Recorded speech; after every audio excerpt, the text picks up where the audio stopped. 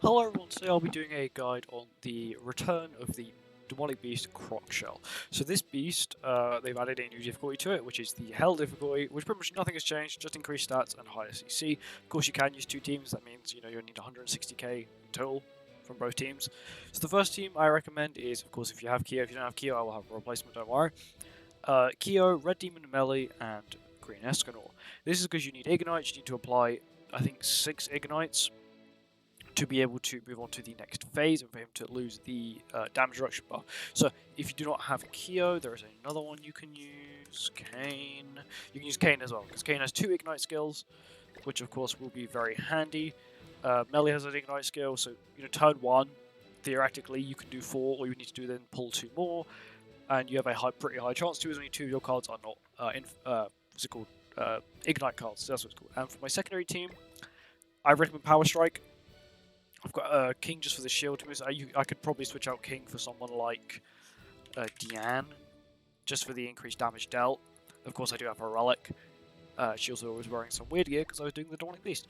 But, due to POWERSTRIKE. So if I go search by POWERSTRIKE, there we go. Let's also remove Diane. So you got Lolly Merlin would be pretty good. Of course, you want people with normal POWERSTRIKE cards. So Brynhild would actually be very good. Let's try Brynhild.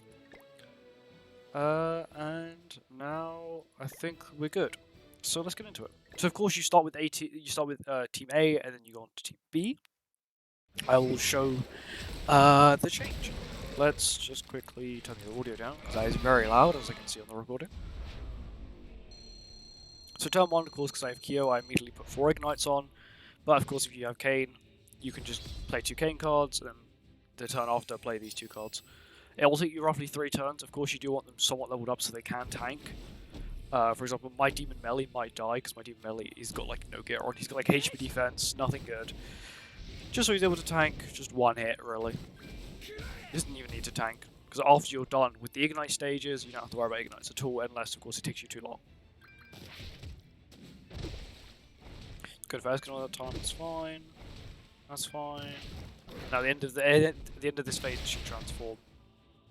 There you go, now it transforms. So, Ignites are now applied, and I can switch teams to this team now. What we'll be using will be this, and now this. You want to keep the POWERSTRIKE for the next phase. Also, you can't crit this thing. You can probably crit it with Barn, but I don't think it would be that good, honestly. Of course, Brynhild doing casual Brynhild damage, which is pretty good. Of course, Escanor is a crit-based character, which is slightly unfortunate. It's fine, the boss doesn't actually do that much damage, which is also very nice to know.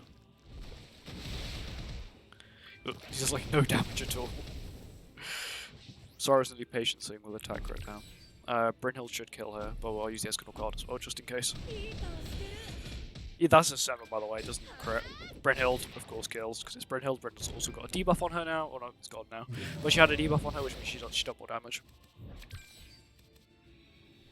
And now we just go 1, 2, and 3. POWERSTRIKE does a lot. This thing has a lot of resistance. It will do Escanor will do no damage. So you definitely want to run POWERSTRIKE.